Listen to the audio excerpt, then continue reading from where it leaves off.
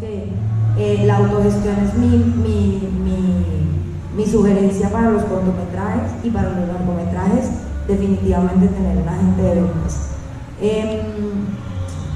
Digamos que para la distribución local, que me parece que es como el camino más interesante, ¿cuál es el proceso? Lo primero es el festival, lo que hablábamos ahorita, ¿dónde es la premier mundial del proyecto? Una vez ya el proyecto ha hecho su ruta de festivales y ya ha pasado por 2, 3, 5, 10, 30 festivales, se puede pasar a la distribución local o a la distribución internacional también.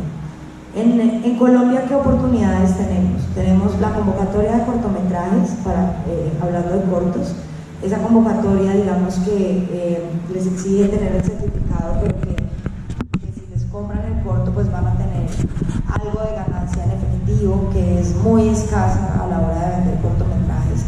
Y es importante saber que la distribución de los cortos no es un tema rentable, es un tema más como de promoción y de autopromoción de lo que ustedes están haciendo y de posicionamiento en una industria que está caminando.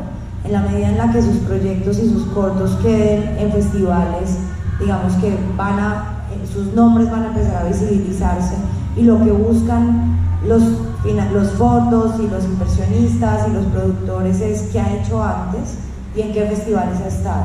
Entonces, por eso los cortometrajes, digamos, son esa puerta que se abre al mundo de una forma mucho más económica que un largometraje. Luego de pasar por la ruta de festivales, entonces están las salas de cine, que, como les decía, pagan entre 4 y 30 millones de pesos dependiendo de si son exclusivas o no. Por ejemplo, Cine Colombia, que es el que más paga 30 millones de pesos, pero no les permite que ustedes puedan venderse a las otras salas.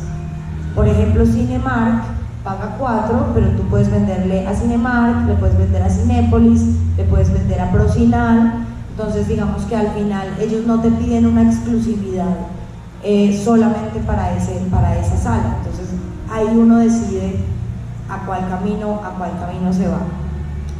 También están los festivales locales, que me parece que es muy importante aplicar a ellos. Obviamente el Festival de Cine de Cartagena, que cada vez es más complicado, pero que vale mucho la pena intentar siempre entrar a ese festival.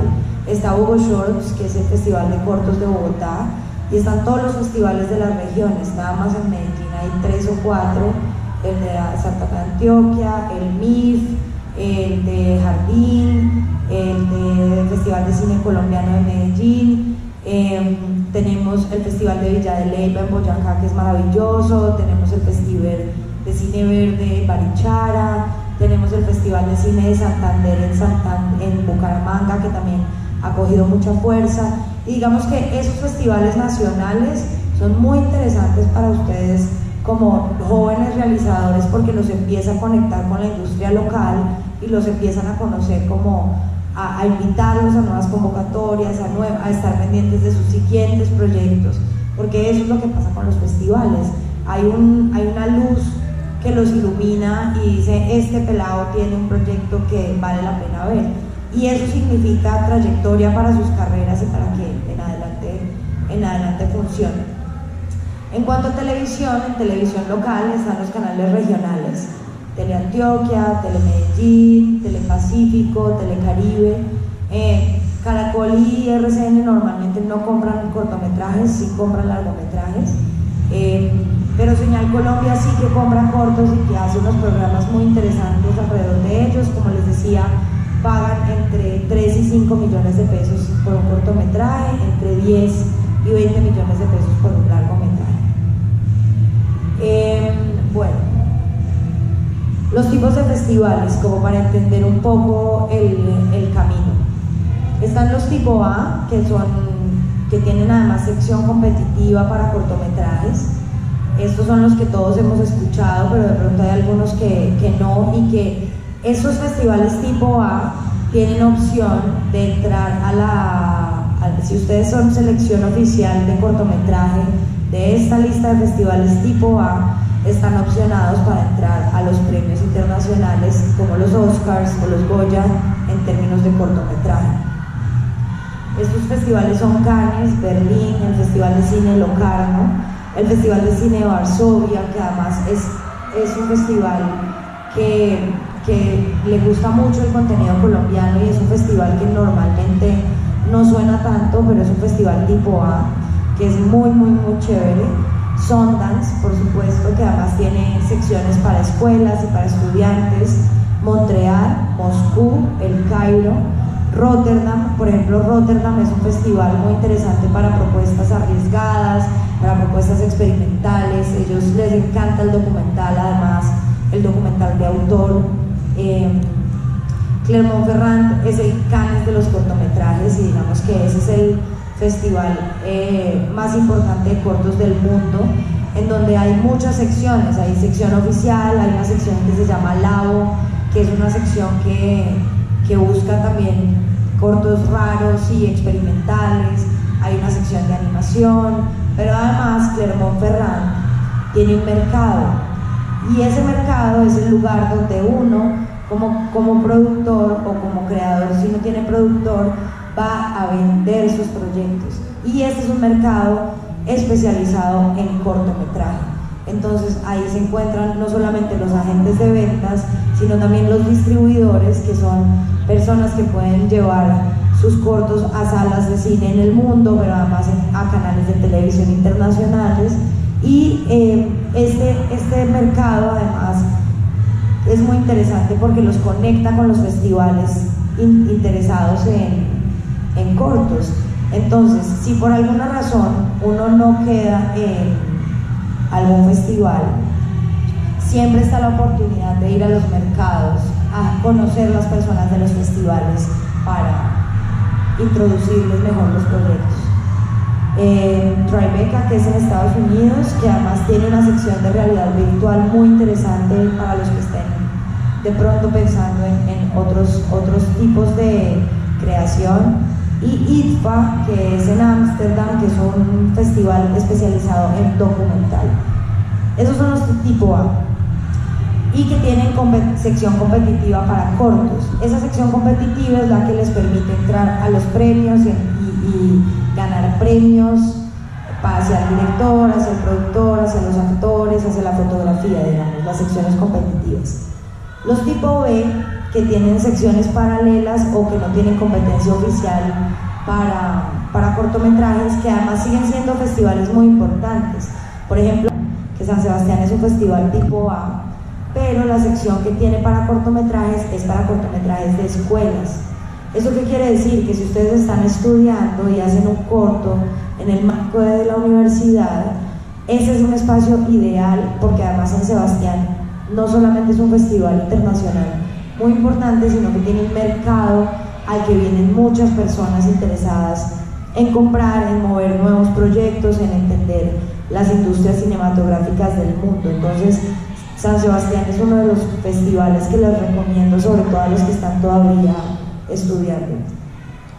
El Festival de Cine de Cartagena, por supuesto, el Bafisi en Buenos Aires, el Festival de Cine de Guadalajara también tiene mercado y también tiene unas secciones para proyectos en desarrollo. Si ustedes tienen un largometraje en guión, hay una sección que les permite encontrar como quiénes podrían ser sus coproductores o sus financieros.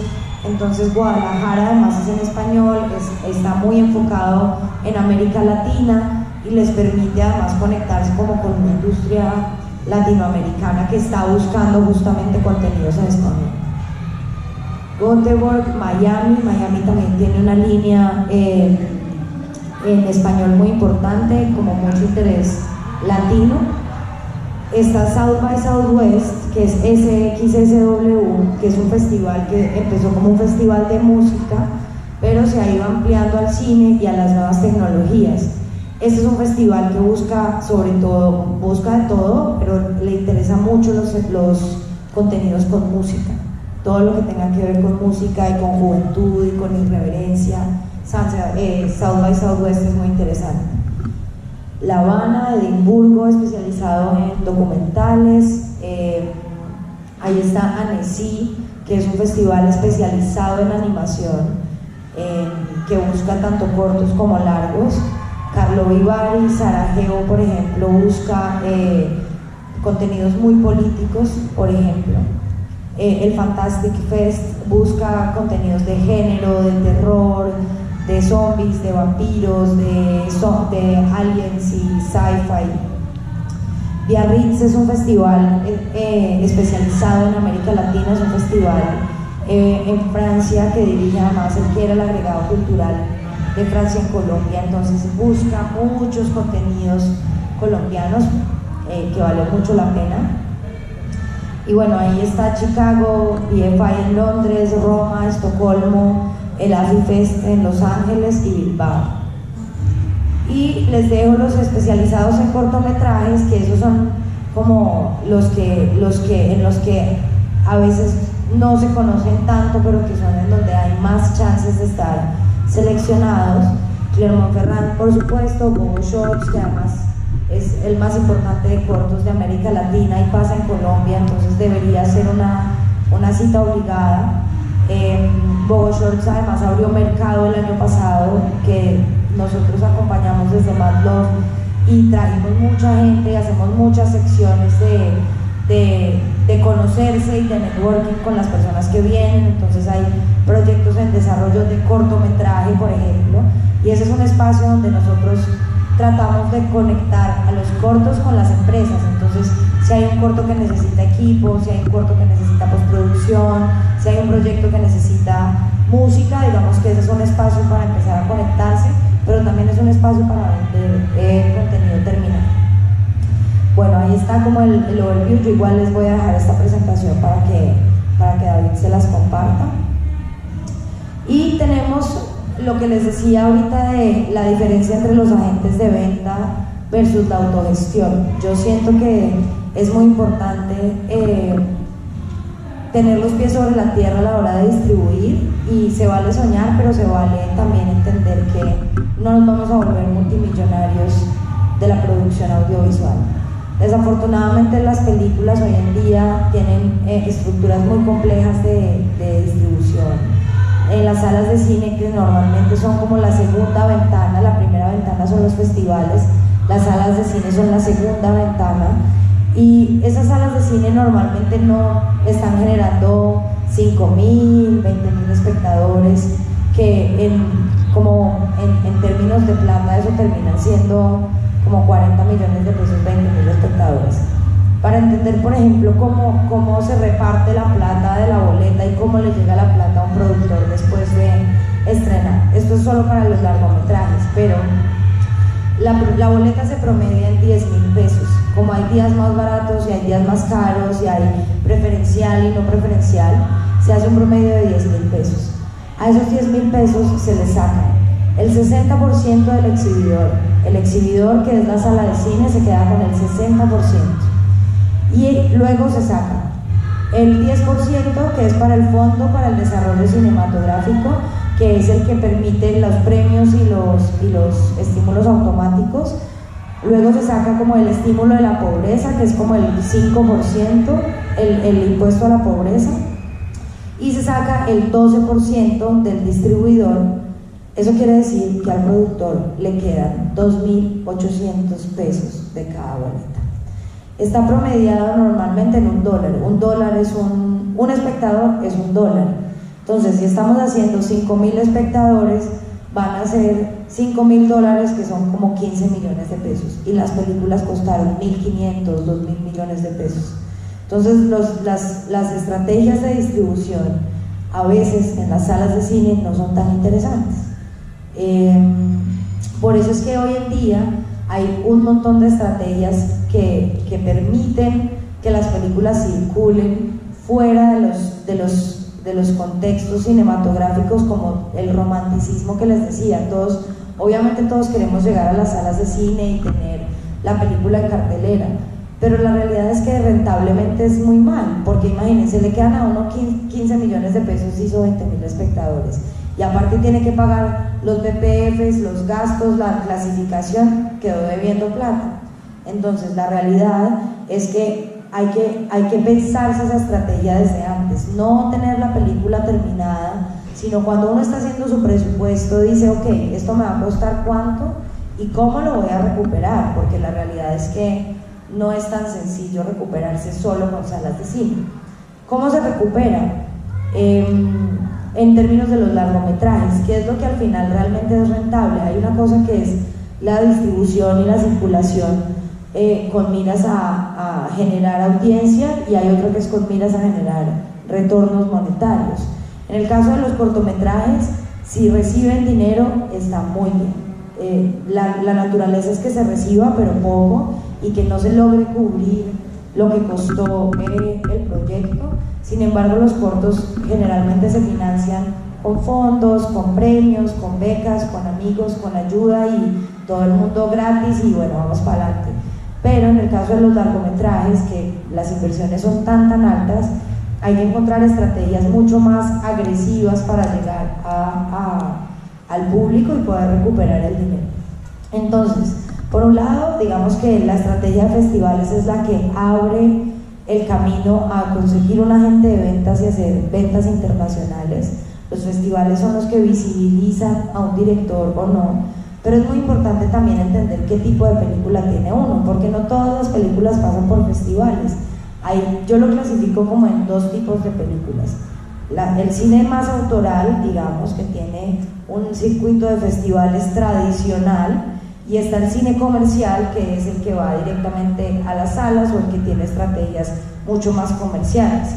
Hay muchos que estamos en la mitad, que no somos ni muy de autor ni muy comerciales, y esos somos los que tenemos como los retos más grandes para llegar a distribuirse, porque hoy en día, con el cambio del consumo de contenidos, ya los festivales cada vez se han vuelto más selectos, más raros, cada uno quiere tener su sello más propio, y las salas de cine quieren ir más a la fija. Ellos no quieren tener salas vacías, ellos quieren comedia, quieren acción, quieren superhéroes, quieren animación infantil. Entonces todos estos dramas que están en la mitad, o los thrillers, o todas estas películas que tal vez no caben en un festival, pero en salas no son tan interesantes, hoy en día tenemos un camino que se llama las plataformas digitales.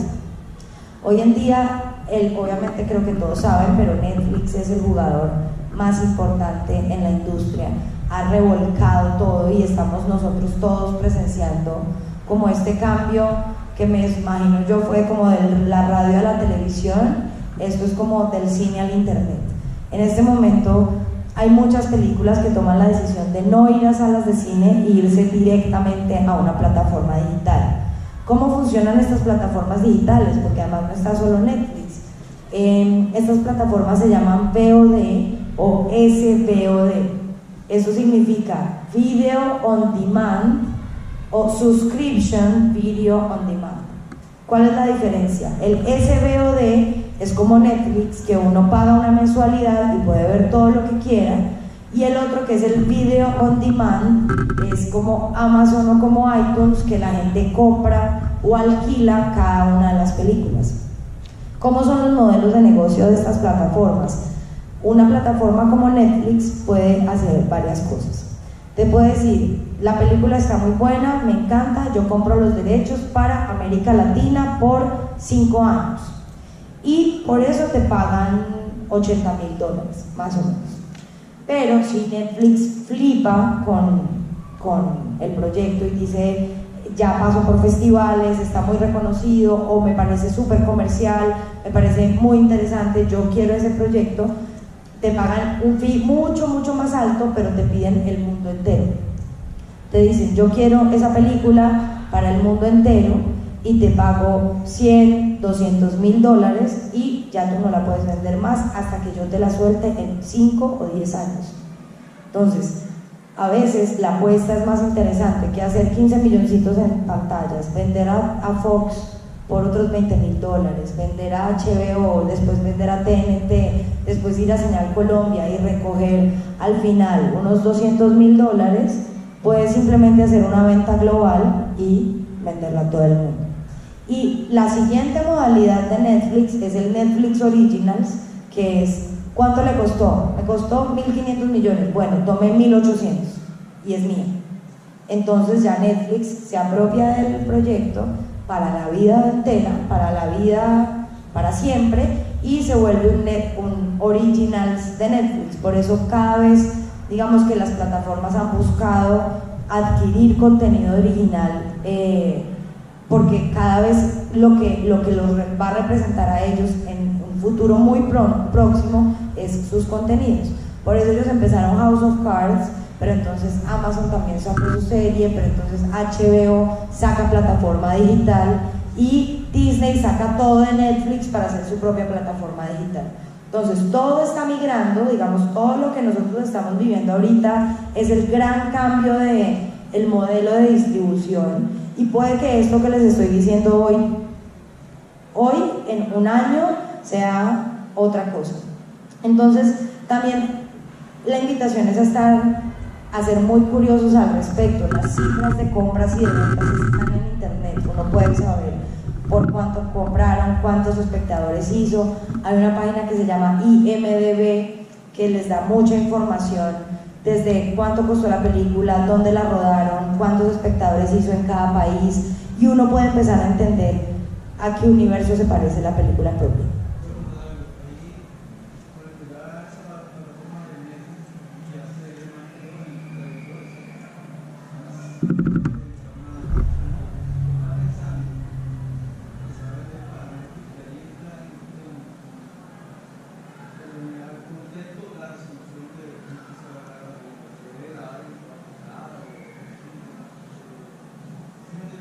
Te entiendo. Digamos que a la hora de decidir el formato de rodaje, puede o no influir. Netflix se pide en 4K igual, es decir, tú tienes que entregar en la más altísima calidad. Hoy en día se puede rodar en 8K, en 16K. Entonces, digamos que sí es importante esa estrategia.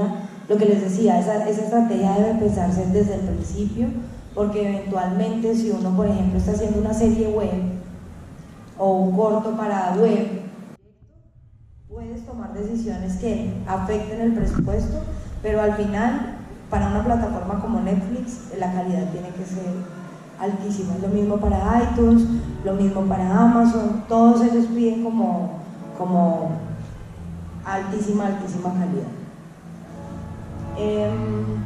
En el caso, por ejemplo, de las otras plataformas, porque Netflix, el querer entrar a Netflix hoy en día es como esperar que te compre Universal Pictures, porque eso ha evolucionado muy rápido.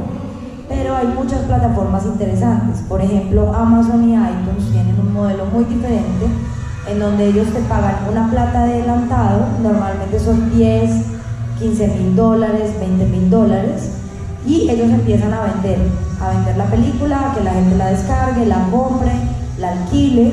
Cuando tú superas los $15,000, empiezas a recibir una fracción de lo que se alquila. Hay veces, por ejemplo, donde no te ponen un dinero adelante, sino que te dicen, démela, yo la empiezo a vender y usted empieza a ganar desde la primera descarga. Eso depende un poco como del tipo de proyecto y de la negociación, pero ese es el modelo.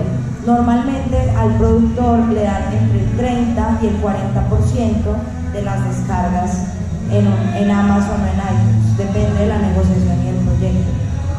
Pero también hay plataformas gratuitas, por ejemplo, como Retina Latina. Retina Latina, que es una plataforma latinoamericana que tiene cortos y largos. Ellos están comprando más o menos un cortometraje en 1 o 2 millones de pesos y por más o menos 3 años, y un largometraje lo están comprando entre 3 y 5 millones.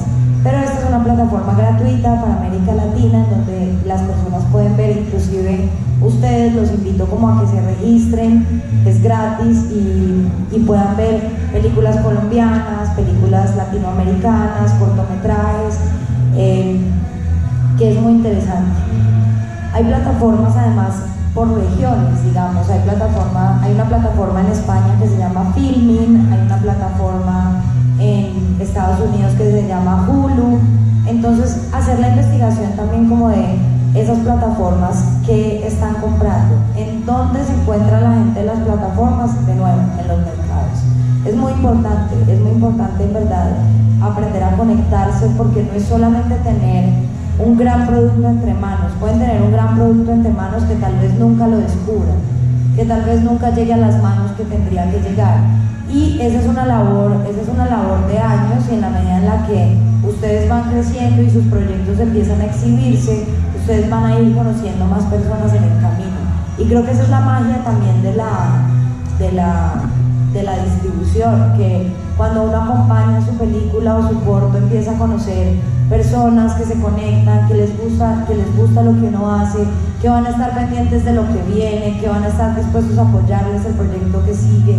Entonces esa ruta y ese diseño de estrategia es muy importante, y no debería dejarse para el final como normalmente pasa, sino tratar de pensarlo muy desde el desarrollo. Entonces, aquí como para cerrar el tema de agente de ventas versus autogestión, lo que les decía, hay que diseñar la estrategia, el cronograma. Es muy importante diseñarlo de acuerdo a la ruta de festivales que ustedes decidan, a cuándo está listo el corto para mostrarse, porque también hay una decisión importante, y es en qué momento se muestra. A veces uno decide aplicar con un primer corte o un segundo corte, y puede ser muy contraproducente, porque tal vez el proyecto no está terminado, y los agentes de ventas y los festivales normalmente ven las cosas una vez y no la van a volver a ver, y le van a apreciar, alguien le pregunta ¿cómo ve? ¿La viste? Sí, la vi. No, nada que ver. Entonces les va a empezar a cerrar puertas si el proyecto no está terminado. Ese cronograma debe diseñarse desde el desarrollo del proyecto, y ese cronograma debería comprender la distribución del proyecto. Uno llega normalmente hasta listo, ya nos demoramos tanto tiempo escribiendo el guión, preproducimos, rodamos tantos días, tenemos tantos meses de postproducción, y hasta aquí está listo. Ese es el cronograma, y de ahí para adelante ¿qué? Entonces ahí es donde uno empieza a mirar, ok, yo quiero ir a la sección de escuelas de San Sebastián. ¿Cuándo se cierra? Se cierra en junio, ok. Entonces mi corto debería estar terminado, listo en mayo, porque además hay que evitar la colombianada de ser el último que entra, porque si uno se espera hasta el final, acuérdense que los programadores de festivales vienen viajando, vienen conociendo gente, vienen viendo cosas, ya vienen seleccionando. Entonces si uno entra muy al final, ya van a tener probablemente muy pocos cupos para decidir, versus que si uno entra muy al principio, va a ser de lo primero que vean y va a haber más chance. Entonces ahí es muy importante ser muy rigurosos con esos cronogramas, meterse a esta lista de eventos que les mandé, y hacer la tarea de juiciosos de entender cada uno de los festivales y a cuál en verdad mi proyecto pertenece.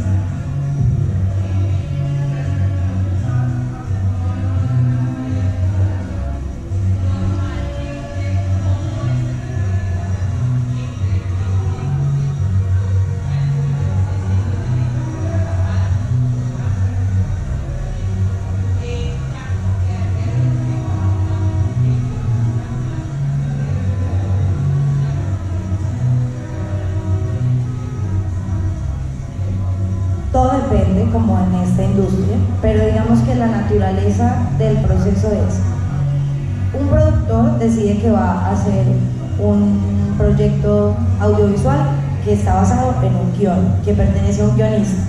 Esto no tiene nada que ver con el director. El director entra en otro momento. Bueno, digamos que el director es el mismo guionista, pero ese personaje va a tener dos contratos. Primero, el contrato es el de cesión de derechos. En un presupuesto de un proyecto audiovisual, en términos de guión, deberían haber dos rubros. Uno, que son los rubros de escritura de guión, y otro, que es el rubro de adquisición de derechos. Y eso se lo van a encontrar en los presupuestos del fondo. Uno es cuánto vale que el guionista escriba y cuánto vale lo que yo le voy a pagar para que funcione. En el caso de una película colombiana de largometraje, los honorarios de guionista pueden estar entre los 10 y los 50 millones de pesos de escritura, y la adquisición de derechos puede estar entre los 10 y los 50 millones de pesos. Eso quiere decir que el promedio, más o menos, que recibe un guionista entre los honorarios y la cesión de derechos está entre los 30 y los 50 millones de pesos. sumando ambos. Mientras más reconocido sea el guionista, pues por supuesto más vale y más vale su tiempo de escritura y más vale su adquisición de derechos. Una vez el productor le dice, bueno, yo le voy a pagar tanto por el guión y le voy a pagar tanto por los derechos. Normalmente lo que uno hace o lo que nosotros hacemos desde nuestra empresa es que inflamos un poquito los honorarios del guionista para que él done una parte al proyecto y tenga un porcentaje de participación dentro del proyecto, porque la participación, el 100% es del productor, que es el que va a gestionarse todo para que sea posible. Entonces, si yo tengo el 100%, hagamos un ejercicio, yo tengo un proyecto que vale 100 millones de pesos, que vale 1.000 millones de pesos, y voy a contratar a un guionista al que le voy a pagar en efectivo 30 y voy a contratarlo por 50, para que esos 20 millones se vuelvan el 2% de ese presupuesto de 1.000 millones y él tenga una pequeña participación hacia el final. ¿Qué pasa? Que hay una cosa importante alrededor del guionista, y es que los guionistas los cobijan las sociedades de gestión. Una sociedad de gestión se encarga de que cuando su guión, de proteger a los autores, de cuando su guión se vuelve una película y lo proyectan en televisión, en salas de cine, ellos van recaudando un impuesto a las salas, a los canales de televisión que han pasado la obra de ese autor. Eso funciona como un Saico y asíncrono. Saico cobra a las emisoras una plata por los derechos de los autores, pasa exactamente en el cine. Entonces, esa sociedad de gestión, adicional a los honorarios que el guionista ya vio y a ese porcentaje que se puede negociar, empieza a recaudar unos impuestos que también le corresponden a ese autor. ¿Cómo se llega a esa sociedad de gestión? Con un guión. Siendo guionista, te registras en esa sociedad y cuando la película está lista, tú les notificas, ya la película se va a estrenar, y ellos empiezan a hacer el seguimiento de esa película, pues como para entender en dónde ha salido, y ellos se encargan de la colección. En cuanto al director, independientemente si es el mismo guionista, el productor le hace un contrato de dirección, y en ese contrato de dirección se dice cuáles son sus deberes, sus derechos, cuánto se le va a pagar. Normalmente también se sube un poquito el valor para que el director también tenga una participación dentro del presupuesto global.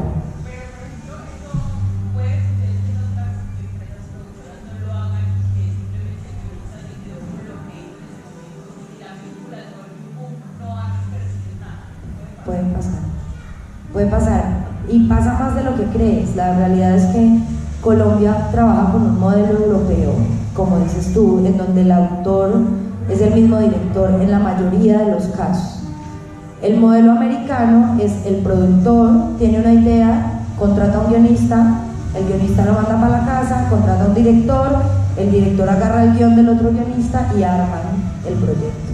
Entonces, depende mucho de la negociación. Hay un tema, por ejemplo, de remakes, digamos que si hay la película quedó increíble y hay una empresa en Estados Unidos que dice yo la quiero volver a hacer. Ustedes no sé si se acuerdan que hubo al final del espectro una época en que la iban a volver a hacer y la iba a protagonizar Nicole Kidman y no sé qué y tal.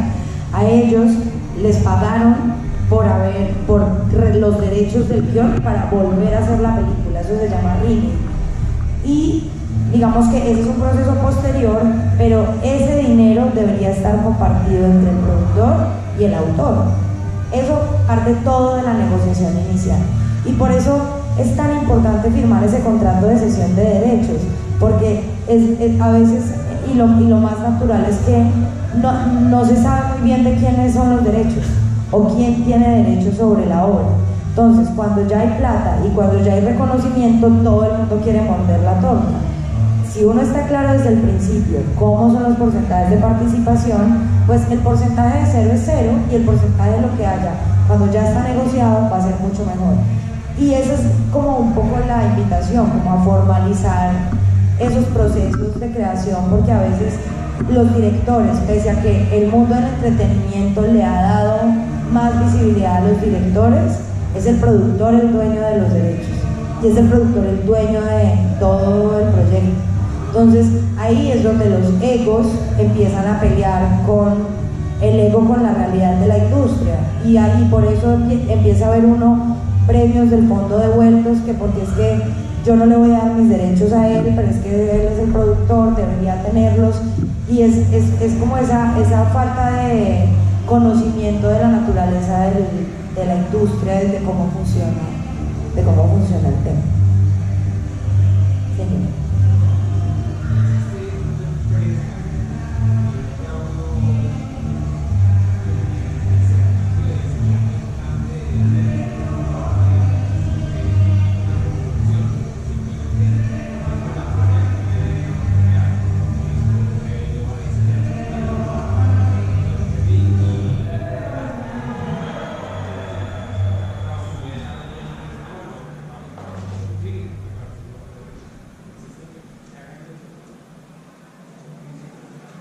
Sabes que no, y es una buena oportunidad de negocio. A la orden. No, digamos que muchas veces esa estrategia se desarrolla con la agencia de comunicaciones con la que uno quiere trabajar, sobre todo la estrategia de distribución. La pregunta era si existe alguna empresa que diseñe la estrategia sin entrar en coproducción, que te ayude como a diseñar esa estrategia de distribución sin entrar en coproducción. En ese caso, digamos que hay varios caminos. Están los agentes de ventas que te ayudan a diseñar, pero ellos se vuelven tu agente de ventas. Y es tal vez un momento muy tarde del proceso para diseñar la estrategia. Las agencias de comunicaciones especializadas en cine pueden ayudar un poco porque ellos entienden los canales de distribución ideales. Ellos te ayudan a aterrizar el proceso. Los distribuidores también lo hacen. Ellos son los primeros que te dicen: tu película va a ser 30.000 espectadores y vamos a salir con 20 copias. Y uno, digamos que empieza ya a negociar: no, mire, yo quiero hacer más o quiero hacer menos. Pero en este caso, digamos que para diseñar la estrategia desde el principio no conozco empresas que se dediquen solo a eso. Son más empresas que efectivamente se vuelven tus coproductores y te ayudan en el proceso. Quería preguntarle por YouTube. Va a pasar.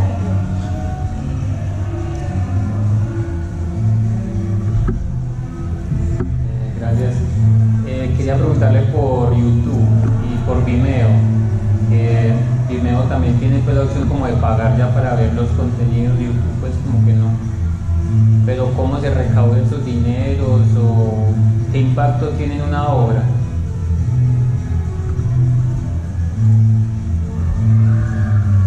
Muy importante pregunta. YouTube efectivamente monetiza. Lo que pasa es que la monetización de YouTube viene desde la pauta. Eso funciona sobre todo para las series web, están piratas en YouTube, pero YouTube a partir del 1.000.000 de reproducciones empieza a generar una monetización. Eso debe, digamos que no es como que uno llame a YouTube: hola YouTube, ya mi corto tiene más de 1.000.000, entonces ¿qué? ¿Cómo voy a ir? Eso debe hacerse a través de un agregador, que es la persona, digamos, que se encarga de la relación directa con las plataformas. Lo de Vimeo está muy arrancando, digamos, todavía el modelo de negocio es muy parecido al de Apple y al de Amazon, y es que te dan una pequeña participación de cada una de las descargas. Sin embargo, YouTube tiene una cosa que hizo muy interesante con las disqueras que se llama Vevo. No sé si han visto que los videoclips oficiales de los artistas están en YouTube, pero tienen una cosa que dice Vevo abajo. Cuando los artistas y las disqueras se dieron cuenta que los videoclips empezaron a volverse masivos y que las cifras de reproducción eran tan altas, decidieron asociarse porque todo el mundo subía el videoclip grabado del televisor o en cualquier calidad. Entonces ellos crearon esta subdivisión de YouTube que se llama Vevo, en donde están afiliadas todas las disqueras y ahí los artistas montan, digamos, los videos oficiales. Vevo se encarga de monetizar con YouTube todo el dinero de los artistas a partir del 1.000.000 de reproducciones. A partir de 1.000.000 de reproducciones tú empiezas a recibir ganancias, y digamos que no es una ganancia fija, no te podría decir es $1, $3, es un variable entre reproducción y tiempo. Mientras más reproducciones tengas en la menor cantidad de tiempo, más ganancia tienen. Por eso los youtubers se están volviendo billonarios, porque estos chinos con esquemas de producción muy sencillos en sus casas, con sus celulares o con cámaras pequeñas, editan en el computador, hacen contenido que conecta con la audiencia joven. Ellos tienen muy claro cuál es su público, los millennials, esos se hablan entre ellos. Entonces, tienen muy claro su público, hablan, hay youtubers de fútbol, hay youtubers de literatura, hay youtubers de cine, hay youtubers de política, hay youtubers de cualquier cosa, pero cuando ellos empiezan a generar contenido en masa en muy poco tiempo, YouTube les empieza a pagar, porque YouTube recibe dinero de la pauta. Ustedes ven como estos que nos están metiendo 5 segundos antes, o las promociones que hay a los lados. ¿En dónde se quieren ubicar esas pautas? En las que tienen más reproducciones. Entonces ellos hacen un algoritmo que yo no sé cómo lo hacen, en el que te monetizan el número de espectadores versus el tiempo en el que los logras, y así te empiezan a monetizar. Y Vimeo es más como el modelo de Amazon y de Apple, que te dan una pequeña participación por cada una de las descargas pagas que tengas en Vimeo. En cuanto al impacto, creo que Vimeo ha sido una plataforma que se ha usado más en el ámbito profesional. Uno no busca videos en Vimeo, es más como uno manda videos en Vimeo con clave, digamos, pero yo no busco qué ver en Vimeo, yo busco qué ver en YouTube. Entonces, en términos de impacto, es mucho más interesante YouTube si quieres una cosa global y masiva, pero por el otro lado está Vimeo, que es un poco más profesional, más privado, mucho más clasudo, por así decirlo. Entonces depende mucho como de qué estés buscando. Si quieres llegarle, por ejemplo, a personas muy puntuales o a un nicho muy claro, profesional, que conoce Vimeo y que está acostumbrado como a ver películas con clave o links con clave, pues Vimeo es interesante. Pero en términos de impacto, YouTube definitivamente es el camino, porque además todavía el mundo y sobre todo Colombia no está acostumbrado a pagar por nada. Entonces, ¿qué pasó? Por ejemplo, no sé si ustedes se acuerdan de una serie que se llamaba Susana y Elvira, que fue súper exitosa, arrancó con una temporada, 2 temporadas, y decidieron armar como un canal en internet y empezaron a cobrar como 8.000 pesos mensuales. Se les fue todo el mundo. La gente estaba dispuesta a consumir en YouTube gratis. Ellos todavía no estaban monetizando por YouTube, pero estaban monetizando por marcas. Entonces ya las marcas querían aparecer ahí porque tenían mucha audiencia, y las marcas son una herramienta clave para financiar, sobre todo cuando tienen contenido de corte comercial. Entonces hubo un capítulo que patrocinó Visa o Mastercard, en donde ellas eran en vivo y ellas estaban haciendo el show, y uno podía ir comprando todo lo que veía en el set, y a medida que lo iban comprando lo iban sacando, y fue muy interactivo y fue muy interesante. Y después de eso empezaron a cobrar, y su serie se fue al traste porque la gente dijo: yo no voy a pagar, y las marcas dijeron: ¿cuánta gente está pagando? Tanta, pues ya no tienes el impacto que yo quería. Entonces ese es el equilibrio en la estrategia que uno tiene que entender, como ¿a quién le estás hablando? Tu público está en YouTube, vete a YouTube, porque si tú empiezas a hacer muchas reproducciones en YouTube, van a estar las marcas muy pendientes. Hay que recordar además que estamos en un momento de oro para nosotros como creadores audiovisuales, y evitar pensar solo en las salas de cine, porque el internet y los contenidos para internet es lo que está moviendo el mundo hoy en día. Hoy en día las marcas no quieren pautar en prensa. Ya, ¿quién compra el periódico en esta clase? ¿Alguien compra el periódico, la prensa? ¿Alguien compra revistas impresas? Ya la publicidad tradicional ha migrado a lo digital, y ya nadie quiere, o sea, ya por eso hay tantos comerciales malos en televisión nacional, porque se volvieron baratos. Ya pautar en televisión es más barato, porque ya los grandes no se están gastando la plata en esa pauta, sino en el contenido digital. Entonces también pensar cómo desde el contenido para internet puede uno contar las historias que uno quiere, de pronto asociado a una institución, a una marca, a alguna empresa privada que quiera apoyar. Acuérdense que además hay beneficios tributarios a través de la ley 814, que supongo les explicarán las chicas del ministerio en los días siguientes, pero digamos que hay muchas estrategias para que los contenidos circulen y no quedarse pensando y soñando solamente con las salas de cine, que a veces pueden ser tan dolorosas y tan frustrantes, porque si la campaña de comunicación no se logra bien, la gente no se entera y pues digamos que es un batacazo muy duro. Preguntas. Esto de los patrocinadores.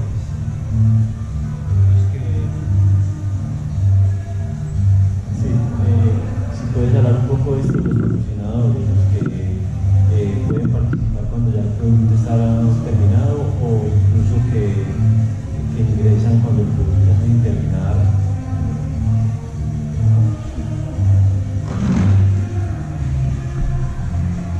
Digamos que yo insisto en el desarrollo. Esto debería estar pensado desde el desarrollo. Como es mucho más sencillo, obviamente, mostrar el producto terminado y que te crean que eso va a pasar y que se viabilice mucho más rápido. Pero si yo estoy pensando, por ejemplo, en una marca o en un patrocinador desde el principio, puedo encaminar mi contenido también a que cuando yo se lo muestre les guste.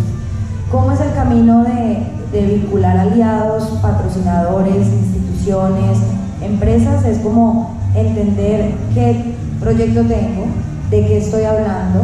Si yo sé cuál es mi público, sé qué come mi público, qué consumen, qué tipo a qué eventos van, cuáles son las marcas que usan. Entonces digamos que si yo quiero, por ejemplo, nosotros hicimos, les cuento un caso de la vida real. La película Póker, que estaba muy embalada de plata, dentro del guión nosotros empezamos a hacer un desglose de guión como qué marcas caben, porque tampoco uno puede pues forzar una marca dentro del producto audiovisual. Entonces cogimos el guión y dijimos, bueno, hay un personaje que fuma constantemente. Todos están tomando whisky en la mesa, whisky. Vimos que había un casino, pues movió un casino y empezamos a identificar todos los elementos de marcas que podríamos vincular. Entonces dijimos, bueno, estos manes toman whisky y empezamos a buscar la marca de whisky y todas las marcas de whisky nos dijeron no nos interesa. Bueno, ok. Llegamos a la fábrica de licores de Antioquia y les pareció lo máximo y dijeron, pero tendrían que tomar ron. Y fue como, ok. Le hablé con el director y me dijo, pero qué ron. Y yo, no, ron Medellín, 12 años, una chima ahí, no sé qué tal. Bueno, listo. Entonces, ok, toman ron. Y lo que hicimos con la fábrica de licores fue como, bueno, ellos nos dieron 50 millones de pesos en efectivo para el rodaje, nos dieron cajadas de aguardiente, de ron y de vodka, Montescaya, para la fiesta de cierre del rodaje, para la premier, para el lanzamiento del tráiler, digamos que nos acompañaron en todo el proceso y nos dieron un dinero para la promoción de la película al final. Entonces, esa fue una relación que funcionó muy bien, nos mandaron los vasos, nos mandaron las botellas, nos mandaron todo para que se viera muy lindo y cuando la mesera dice, ¿qué quieren tomar? Ellos en vez de decir whisky dicen, ¿un roncito? Bueno, un roncito, listo, un roncito. Y entra la mesera con una botella de ron Medellín extrañejo, lo sirve y ya. Ese fue el proceso del product placement. Yo no le hice un plano, yo no me comprometí con hacer un comercial de la botella de ron, ni mucho menos, ni el ron cayendo por entre los hielos, nada. Pero digamos que sí fue muy afortunado porque pudimos lograr algo de dinero a través de esa alianza. Por el otro lado, Mustang, el personaje que hace Rafael Novoa fuma, y en ese momento Rafael Novoa era el galán del 2008, él era pura sangre y era pues así, todo el mundo quería con Rafael Novoa.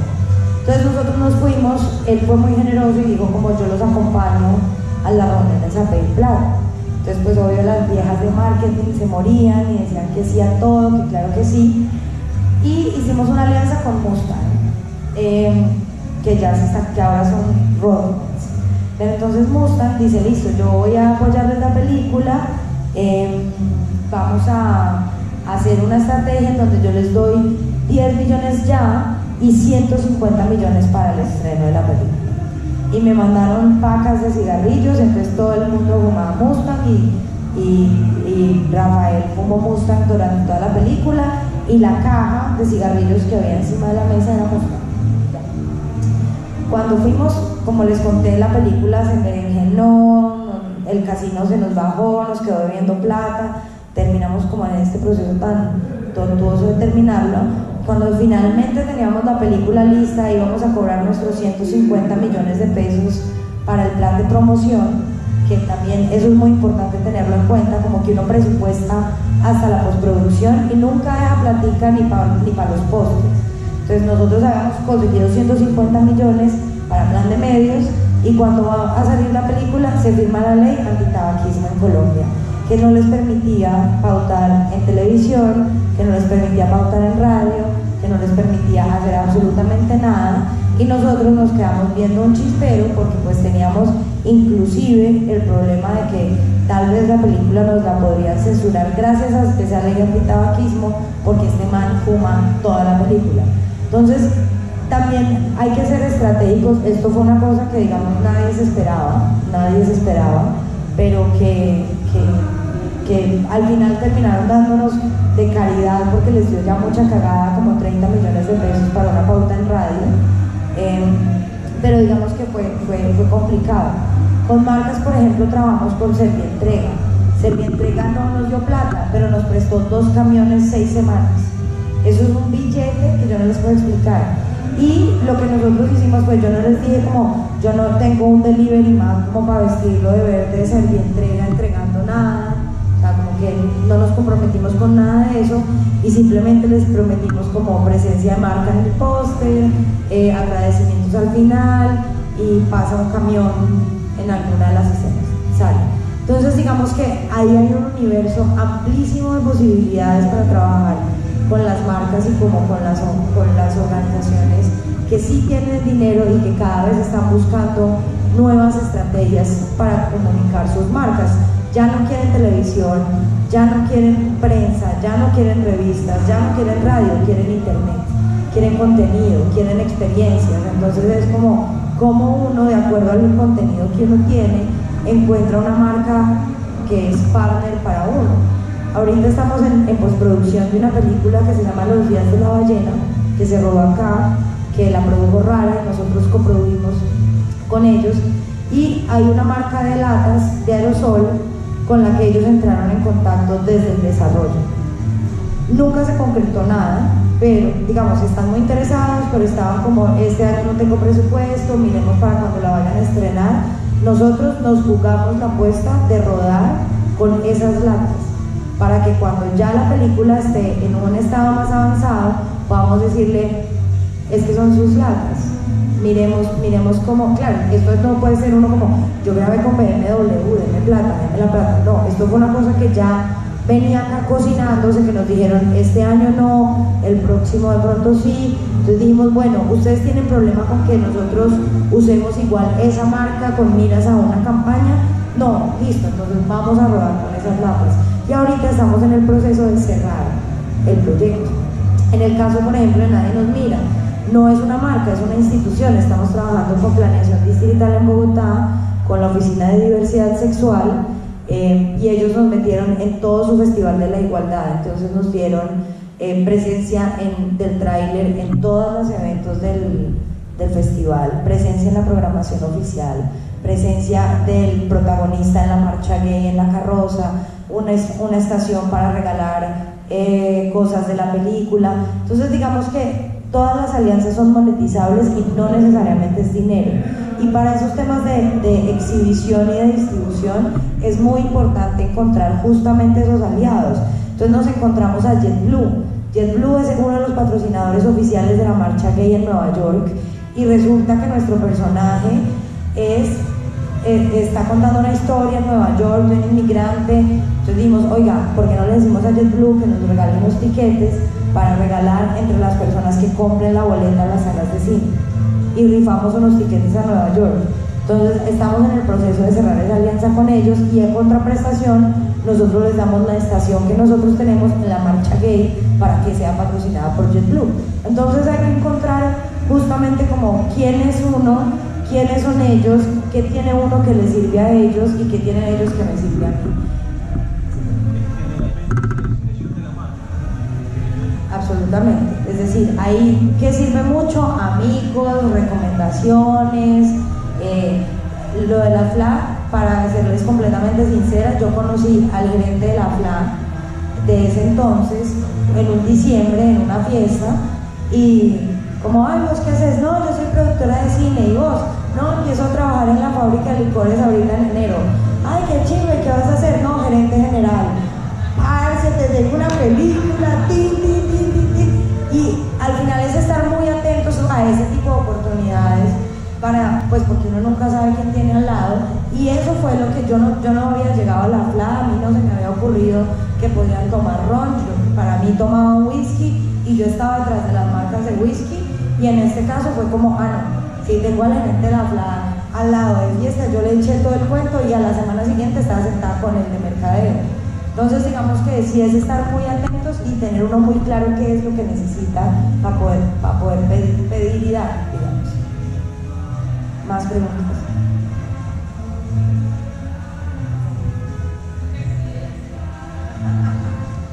Yo soy comunicadora social con énfasis en producción audiovisual de la Universidad Javeriana.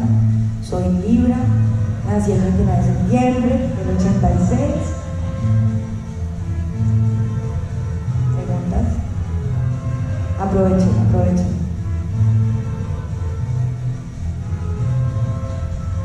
Yo le iba a preguntar que si alguna película ha apostado por YouTube. ¿Conoce algún caso? No, aún no conozco ninguna. Hay una fórmula que estaba haciendo Magnolia y que estaban haciendo varias empresas, que se llama Day and Date, que es como el día y la fecha, algo así.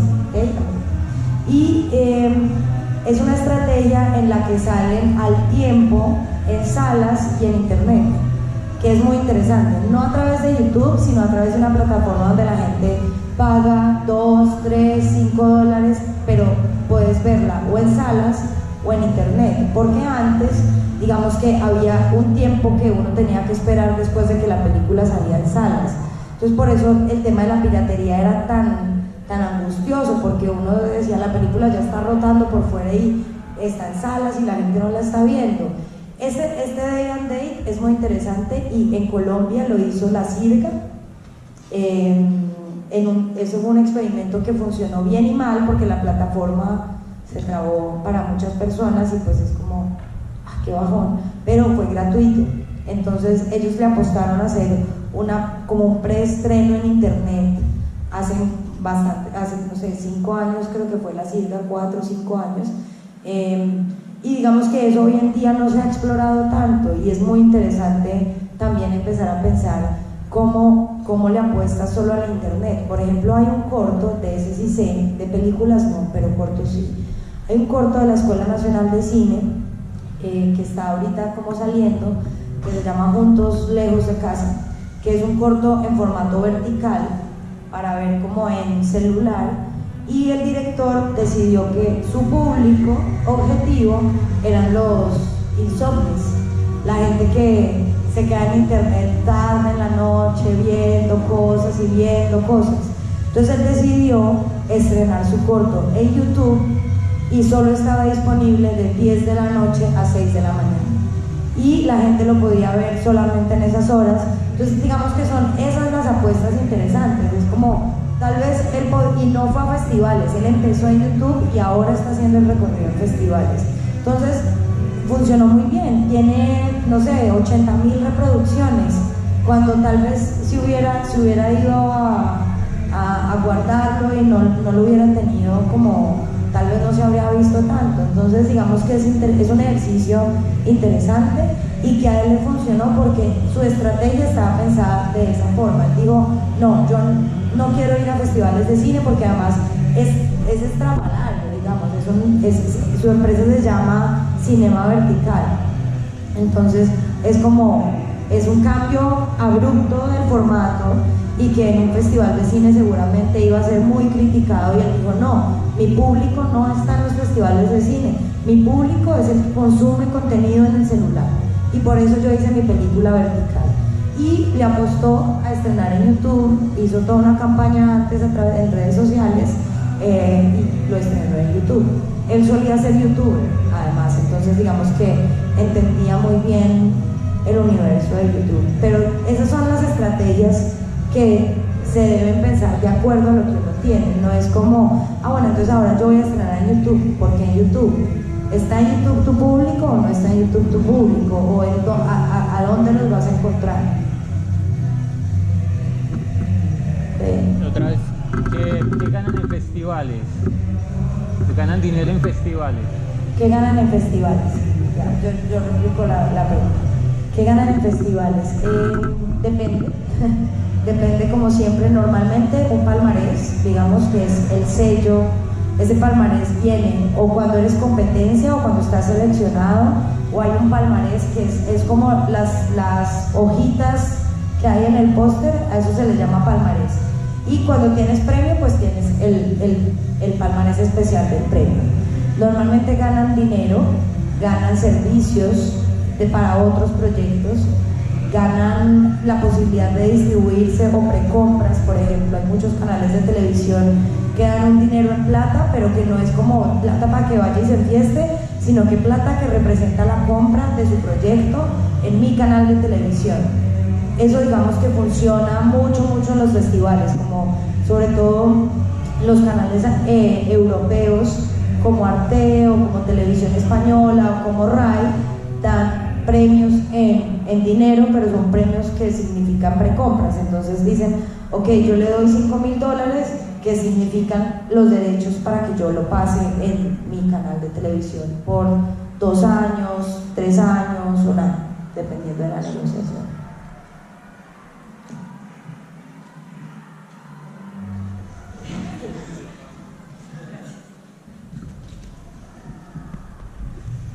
Bueno, yo te quería preguntar algo. Yo, supongamos, escribí un guión, ¿cierto? Lo dirigí y tengo un productor, un coproductor, ¿cierto? Pero resulta que ese corto, listo, funciona como corto y lo puedo pues, y mandar a muchos festivales, no sé qué. Pero resulta que también mirándolo, o sea, se hizo, o al menos pues, si yo lo escribí, lo pensé también, que no solo funcione como un corto o un minuto, sino que funcione como un tráiler para hacer luego la película o una serie. Entonces ahí como sería pues también como la negociación y todo con la producción.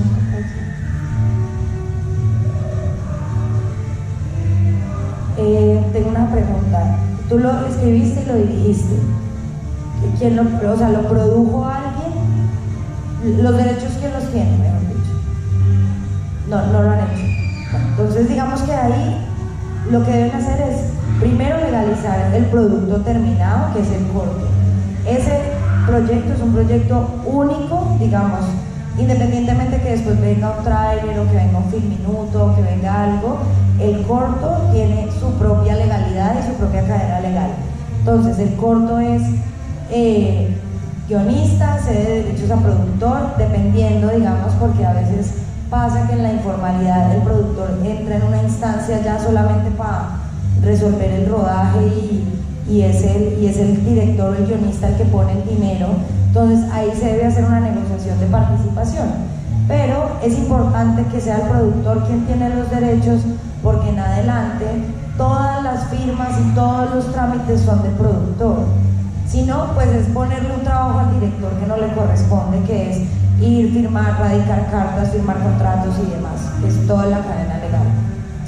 En el caso del tráiler de la película, si la película la va a producir el mismo productor, es interesante que tú hagas como un nuevo esquema, digamos, en donde se hace la cesión de derechos para el proyecto de largometraje, y ese producto es un producto aparte, digamos, el tráiler es otra cosa. ese corto, digamos, que debe cerrarse y debe tener sus créditos y debe tener su reconocimiento de obra, debería también circular, porque si a ese corto le va bien, ese largo que ya tiene además un tráiler, pues va a estar mucho más soportado por el respaldo de festivales, por el respaldo de algunas ventas o de alguna promoción que hayan hecho, si lo vendieron en salas de cine, si lo pasaron por Señal Colombia.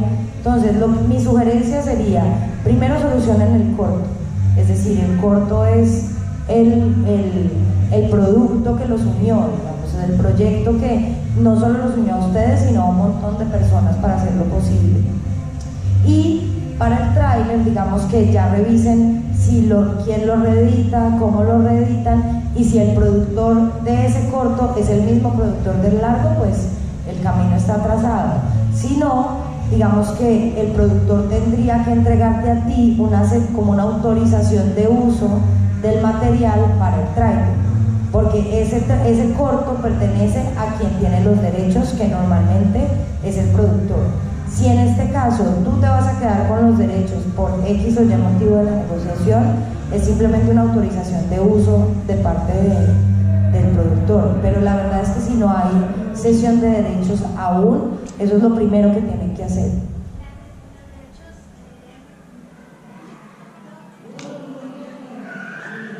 Los derechos deben pertenecer al productor, y el productor, cuando firma un contrato de coproducción, le está diciendo al coproductor fresco que yo tengo los derechos y a usted le corresponde un porcentaje de esos derechos que yo tengo. Sí, claro, digamos que el productor es la cabeza, gerente, papá, mamá del proyecto. El director y creador, digamos, tiene los derechos morales para siempre. Los derechos morales son para siempre del autor, pero los derechos patrimoniales, que son los derechos que permiten explotar, es ideal que los tenga un productor. ¿Y qué pasa? Que a veces ese error se comete constantemente, porque normalmente el director y el guionista, que era lo que les contaba ahorita, también quieren aparecer, se lo merecen, por supuesto.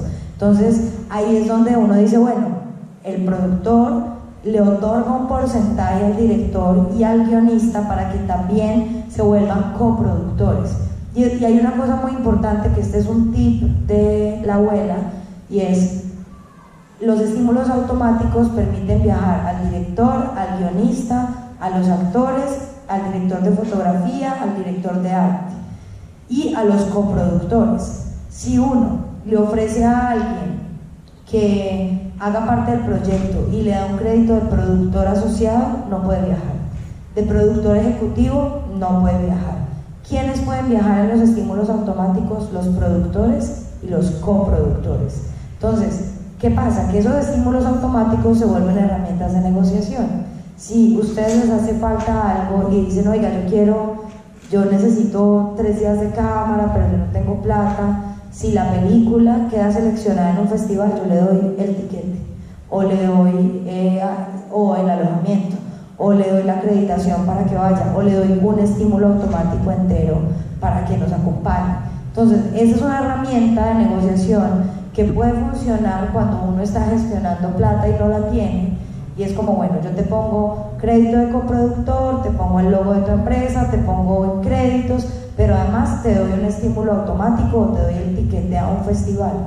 Y eso, digamos, que les permite a ustedes gestionar algunas cosas, que es muy importante, que no se comprometan con estímulos automáticos sin estar seguros o sin estar haciendo la tarea del reconocimiento de obra, porque sin el reconocimiento de obra no les van a dar estímulo. El reconocimiento de obra, no le tengan mucho miedo, aprovechen mucho las chicas del ministerio que vienen, porque es más simple de lo que uno cree y es un tema más como de orden y rigor. Es decir, a ustedes, si a mí me llegan, normalmente yo asesoro los cortos ganadores del fondo y llegan ya con el premio ganado, como bueno, ¿cómo está la sesión de derechos? No hemos firmado sesión de derechos. Pero ¿cómo no han firmado sesión de derechos?